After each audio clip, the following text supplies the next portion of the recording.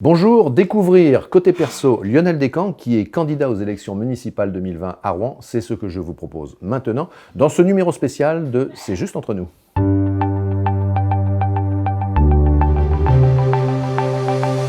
Bienvenue Lionel Descamps.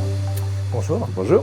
Bienvenue pour alors, cet échange convivial qui va durer précisément 15 minutes, je le répète à chaque fois parce que c'est important, équité ou égalité entre les candidats, c'est selon le mot que l'on choisit. La règle est très simple, comme avec tout le monde, on est authentique, on est naturel, on parle simple, enfin bref, on parle vrai. Ça vous va? D'accord, tout à fait. Alors, vous avez, je commence toujours par là, vous avez 37 ans, vous n'avez pas d'enfant, j'ai peut-être envie de dire vous n'avez pas encore d'enfant, mais ça c'est votre vie qui vous regarde. En tout cas, ce qu'on peut dire, c'est que vous êtes né à Bernay.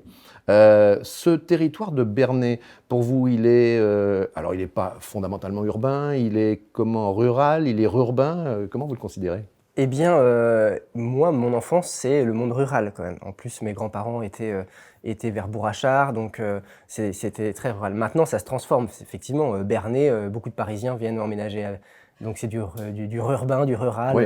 Voilà, il y a un mélange qui change. Mais moi, j'ai quitté le foyer familial à 17 ans, suite à mon bac. Donc du coup, voilà, depuis 20 ans, je vis en milieu urbain. D'accord. Mais vous avez ces origines rurales.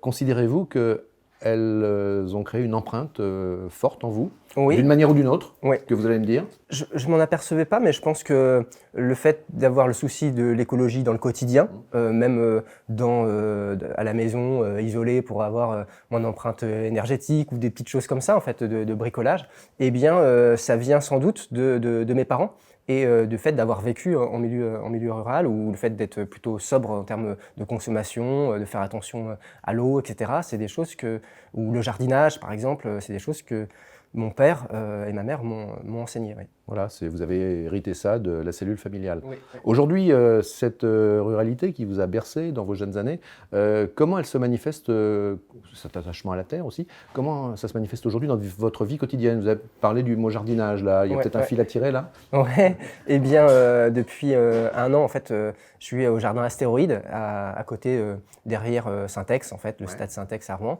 Et donc, bah voilà, je retrouve un plaisir pour m'évader dans ce petit paradis, parce que j'invite vraiment tout le monde à se balader vers la rue des Petites Eaux de Rebec, hein, et c'est vraiment très sympa. Et puis on rencontre des gens, ça tisse du lien avec les autres jardiniers. On s'échange aussi des recettes, voilà, et comment cultiver. Là, en ce moment, on fait les commandes de graines, voilà. Donc, c'est aussi créer de la cohésion, créer aussi des groupes solidaires. Oui, le lien social. Voilà. Dans ce rapport à la terre, je crois qu'il y a, d'une manière absolument indissociable, un rapport au temps. Ce rapport à la terre, donc pour vous, me donne l'idée de vous questionner sur le rapport au temps. Comment vous vivez ce rapport au temps, ce temps qui passe, ce temps peut-être qu'on a envie de suspendre, ce temps qu'on regarde passer, ce temps peut-être qui passe dont on a peur, peut-être aussi le plaisir de voir pousser les choses aussi et de prendre le temps de voir pousser les choses. Enfin, je ne sais pas. Je vous propose toutes ces sollicitations pour que vous me répondiez de la manière dont vous avez envie de le faire. Oui, c'est vrai que notre époque, en fait, est vraiment mue par l'accélération du temps, en fait, hein, depuis 2 siècles. Et aujourd'hui, ça provoque beaucoup de stress chez les gens, beaucoup de maladies, beaucoup de dépression, etc. Ou de burn-out, parce qu'au boulot, tout doit aller très vite, notamment avec la numérisation de plus en plus forte dans mon métier, par exemple en tant qu'enseignant aussi, on le vit. Et parfois, on a justement envie de couper cette accélération-là et de ralentir notre vie et de ralentir aussi la ville, développer les transports doux. Par exemple, moi, je circule beaucoup à vélo, etc. Donc, c'est une manière aussi de prendre plus le temps pour aller au boulot. Par exemple, quand je vais au travail à vélo, je prends beaucoup plus de temps que si j'avais une voiture. Mais finalement, j'ai du bonheur tous les matins à voilà, monter la côte, pouvoir regarder les animaux qui passent dans la forêt où je passe. Et ce moment-là, avant le moment d'accélération finalement au travail, devant les élèves, où il y a le bac, etc., donc il y a une pression, eh bien c'est le moyen de décompresser et de ralentir. Et je pense qu'on en a besoin, et je pense que les gens ont envie de ça aussi finalement, parce que notre vie, c'est pas une course contre la montre, quoi. Vous diriez que cette vie dans le monde rural, alors, encore une fois, c'est une question que je pose, oui. Cette vie dans le monde rural que vous avez connue, vous diriez qu'elle était plus en rapport avec notre rythme biologique que ce monde que nous vivons aujourd'hui, ou pas? Oui, je pense, évidemment. Ouais. plus en rapport. J'ai vécu aussi un peu dans le sud, à Montpellier, et dans les Cévennes aussi pendant 2 ans. Donc aussi dans un monde rural, là, c'était une parenthèse dans mon. Les Cévennes, ça peut être très rural. Hein, oui. Voilà, et c'est très rural. Et effectivement, c'est plus en lien avec, par exemple, le fait qu'aujourd'hui, il y a beaucoup de dépression, beaucoup de burn-out, c'est qu'on sollicite trop intellectuellement notre cerveau et notre corps aussi. Donc c'est une manière, à la campagne, tout est plus lent aussi, mais en même temps, on respecte mieux notre rythme biologique. Et il y a aussi beaucoup de bonheur en fait à vivre à la campagne, ouais, c'est sûr. C'est vrai que c'est une tentation aussi, beaucoup de Rouennais sortent. J'ai appris récemment que 10% des Rouennais partaient de la ville. En fait, il y avait un turnover important des habitants. Et je pense que, voilà, et c'est pour ça que moi j'aime bien qu'il y ait des parcs, j'aime bien qu'il y ait des jardins, voilà, parce que ça suspend un peu le temps dans la ville. On ne va pas vers les arguments de campagne. Hein. Non, mais j'aime bien me balader dans les parcs. D'accord. Voilà. Alors tout à l'heure, vous l'avez dit, enfin vous l'avez suggéré, si ceux qui nous regardent suivent bien ce que vous dites, on a cru comprendre que vous n'aviez pas de voiture. C'est assez rare d'ailleurs, les personnes qui n'ont pas de voiture. Enfin, peut-être, sauf à ce qu'elles ne puissent pas en avoir peut-être financièrement, mais vous, je pense que c'est plutôt un choix délibéré. Oui, bien sûr, c'est un choix délibéré. C'est une manière, en fait, si j'ai besoin de me déplacer, soit je prends le train, soit je prends le vélo, ou bien ou je loue une voiture. C'est possible aussi maintenant, de plus en plus. Mais moi, comme je suis cycliste, en fait, je fais partie d'un club de vélo. Donc, par exemple, si je vais voir mes parents, même si c'est à 60 km, en fait, pour moi, ça me fait ma sortie vélo. Et après, voilà, chez eux, je peux me doucher, hop, et puis on passe à table. Et voilà, donc il y a des solutions alternatives, voilà, ou même aller à Caen en train, ça se fait, même si c'est un peu plus long. Mais voilà, il y a des solutions alternatives à la voiture. Le vélo, ça ne vous pose pas de problème parce que vous en avez fait beaucoup, vous Voilà. avez appartenu à un club, vous en faites peut-être encore, vous faites des kilomètres Oui, encore oui, aujourd'hui à vélo. Vous l'avez fait aussi avec le sens de la compétition, qui est quelque chose que vous aimez bien. Je parle d'abord du vélo. Oui, c'est bien, même dans le club où je suis à Desvilles. Bon, il y a une côte, bah forcément, il y a toujours ces petites compétitions, mais c'est une compétition sympa. Ça nous pousse un peu dans nos retranchements. C'est-à-dire que si j'étais tout seul sur la route, je me donnerais pas autant que si il y a les autres à côté. Il y a des fois quand on est tout seul en vélo, on se démoralise aussi. Hein. Voilà. Ça peut arriver. On prend le vent, etc. Surtout en ce moment. Donc là, on est en groupe. C'est une compétition, mais une compétition sympa. On n'est pas non plus à prendre des risques pour. Voilà, donc mais quand même, quand vous êtes en vélo et que vous êtes à plusieurs, vous aimez bien appuyer pour être un peu devant, j'imagine. Ma question, c'est est-ce que ça fait partie de votre caractère, en fait, c'est ça? Oui, c'est sûr. C'est sûr qu'on a envie, surtout que moi, je suis un bon grimpeur, enfin, par mon poids, c'est plus facile. Donc, vous avez la ligne, hein, je vois que... Voilà, ouais. Et donc, oui, ça fait aussi partie du tempérament, mais après, je suis pas compétiteur pour écraser les autres, quoi. Non, j'ai pas une compétition pour... voilà, c'est comme au boulot, c'est-à-dire que quand les élèves, il y a un système de classement, de notes, je classe pas les copies, par exemple, je leur dis, c'est bien de coopérer pour que tout le monde arrive à être meilleur, quoi. Et donc, c'est une mini-compétition, la classe aussi, mais elle se fait pas au détriment d'une coopération, quoi. C'est pas on écrase l'autre ou on va refourguer par exemple, un cours, un faux cours, comme ça arrive dans les facs de médecine, où il y a des faux cours qui circulent pour écraser les autres. Non, c'est pas du tout ça. Pour ceux qui feraient du vélo, là, qui auraient envie de s'améliorer, puisqu'on peut quand même écouter quelques conseils, vous avez une pratique assez importante de la bicyclette. Faut quoi pour être un bon coureur cycliste? C'est quoi votre truc à vous? Il n'y a pas trop de secret en fait. Faut rouler 2 fois par semaine, je dirais. Et 50 km, voire plus. Quand c'est l'été, on fait plutôt le double dans le club, on fait plutôt 100 km. Mais plus on fait de kilomètres, meilleur on est. Il n'y a pas trop de secret. Prendre par exemple un vélo qui coûte 10 000 €, ça ne sert pas à grand chose. Parce qu'en fait, il va avoir 300 grammes de moins que le vélo à 2 000 €. Mais vos 300 grammes, vous allez les perdre si vous faites beaucoup de kilomètres. Donc voilà, il faut faire des kilomètres, inscrivez-vous dans les clubs, c'est quand même sympa. Et puis, ça me permet de découvrir aussi, je reviens sur le côté rural, mais de découvrir le département et de me rendre compte de la beauté aussi de ce département-là. C'est-à-dire qu'il y a des vallées, il y a beaucoup de choses belles aussi. Et c'est une façon de fuir aussi la ville. C'est-à-dire quand on va à 100 km, évidemment, par exemple, on va à Dieppe, on fait une sortie à Dieppe, c'est super sympa, quoi. Quelques éléments sur, puisque c'est la règle du jeu, hein, de ce format, on essaie de découvrir qui sont les êtres humains qui sont derrière les affiches de campagne. Quelques éléments sur votre tempérament, sur votre caractère. Quand on questionne autour de vous des gens très proches, qui vous connaissent très très bien, par exemple, on nous dit il garde son calme.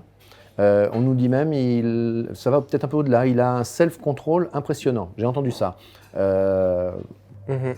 Oui, c'est vrai, dans la vie de tous les jours, même en ce moment, hein, où c'est une période un peu qui peut être stressante Ouais. pour beaucoup. Oui, vraisemblablement, oui. Voilà, et donc, Vous arrivez à, comme ça fait partie de vous, ça fait Ouais. partie de ce que vous êtes, de réussir à relativiser, on va dire, toute forme de stimulus un peu aigu ou de forme peut-être d'agression, quelle qu'elle soit d'ailleurs, sans que le mot tempérer. soit à prendre dans un sens fort. Oui, c'est peut-être pour ça aussi que j'aime enseigner, parce qu'un enseignant, ça doit être aussi très calme face aux élèves. Parce que si on s'énerve, ça appelle l'énervement. Et donc, et c'est peut-être pour ça aussi que je me retrouve bien dans ce métier-là.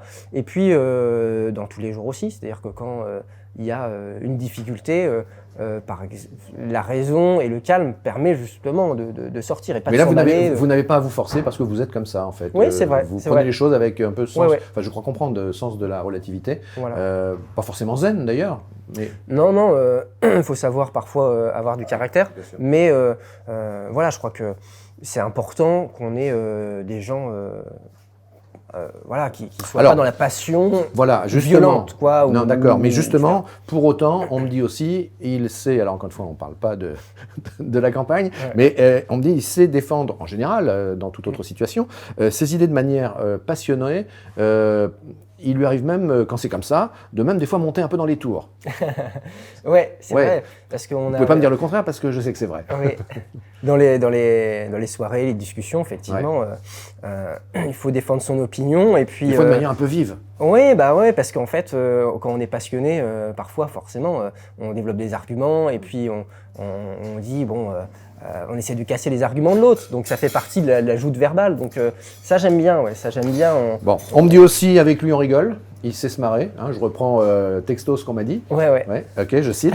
Et puis, alors, on passe à votre univers un peu plus intime. Chez vous, il y a, comme partout, il y a plein d'objets, mais il y a des objets qui se comptent au nombre de plus de 1000. Savez-vous ce que c'est? Les livres. Voilà, les livres. Oui. Les livres, fort attachement aux livres, Oui. fort attachement à la lecture, fort Bien attachement à la BD aussi. Ouais. Qu'est-ce que c'est, par exemple, Mhm. le dernier bouquin que vous ayez lu, la dernière BD? En ce moment, c'est Tardy, parce que Tardy fait une BD, je crois que c'est début des années 80, sur justement son père, son grand-père, qui ont fait la guerre 14-18, puis 40-45. Et donc, comme je suis allé en Pologne cet été, on a visité avec un ami les camps de concentration, etc. Eh bien, j'aime bien, quand je pars en voyage, lire des choses qui sont en lien avec ça. J'avais lu déjà une Terre humaine, c'est une édition en fait qui parlait justement des camps de la mort. Et du coup, voilà, avec Tardy aussi, c'est ce fil-là. Et c'est vrai que c'est fort, c'est une période historique très dramatique. Et c'est très beau, Tardy. Et la bande dessinée aujourd'hui, c'est du vrai roman graphique. C'est plus la BD de Tintin, etc. pour les enfants, en fait. Hein. Donc c'est voilà, un fort attachement. J'aime bien la sociologie, l'économie. C'est aussi une éloge de la lenteur. C'est-à-dire quand on lit, on ralentit le rythme frénétique. Ça nous ramène à la Terre, hein, de tout à l'heure. C'est-à-dire, non mais au rythme, enfin en tout cas, Oui. une forme de rythme de vie et de rythme biologique Voilà. aussi. Ouais. Alors il y a tellement de bouquins chez vous qu'il n'y a pas de télé. Voilà, c'est ça, j'ai Hein. pas besoin. Vous faites partie des gens qui n'ont pas de Et- télé. En revanche, attendez, vous la regardez sur les écrans quand même. Bah oui, parce Voilà, que bien sûr. il faut J'ai pas de être télé, mais je la déconnecté. regarde sur les écrans. Sur les Bon. écrans, sur le portable. Ok, vacances, on termine toujours un peu là-dessus, c'est un peu léger pour terminer. L'Amérique latine, hein, je sais, l'Amérique du Sud, le Chili, l'Argentine, la Bolivie. Ouais. Qu'est-ce que vous allez y chercher là-bas? Qu'est-ce qui vous plaît là-bas? Bah, j'aime bien la langue déjà, l'espagnol. Et puis, il y a plein de choses à voir. L'Amazonie. Vous êtes déjà parti 4 à 5 semaines hein, là-bas, Voilà. des longs séjours. Ouais. Pour aller y faire quoi? Pour aller y Plusieurs trouver fois. quoi? Eh bien, d'autres cultures, d'autres façons de réfléchir, d'autres civilisations. C'est vrai que moi, j'adore l'anthropologie et c'est voilà, je veux dire, si on va en vacances pour retrouver les mêmes choses qu'en France, les mêmes magasins, les mêmes habitudes, le même rapport au temps, ça me convient pas trop. Donc moi, c'est vrai que je suis déjà parti en Afrique, à l'Amérique latine, c'est aussi vraiment voilà, d'autres façons d'être Et ça permet de relativiser, encore une fois, aussi notre vie, quoi. Peut-être allez-vous, et on termine, peut-être allez-vous chercher là-bas ce qui peut être votre ambition ultime, je termine toujours par cela avec les candidats, ou votre ambition intime, à titre personnel, ça serait quoi dans la vie? Ça peut être, je le dis toujours, aussi très simple, votre ambition intime, profonde, ultime dans la vie, réalisation personnelle. C'est le bonheur des miens voilà, je crois qu'on a envie que les gens soient heureux autour de soi, et c'est ça qui nous rend heureux aussi. Merci beaucoup Lionel Descamps de vous être prêté, comme les autres, à ce format de 15 minutes où on vous découvre un peu mieux que simplement face aux affiches de la campagne municipale. Vous êtes, je le reprécise pour en terminer, candidat aux élections municipales 2020 à Rouen. Et vous qui nous suivez, n'hésitez pas à regarder tous les autres portraits. Ils sont disponibles pour mieux connaître les candidats qui se présentent à vos suffrages. À très vite et merci de votre fidélité.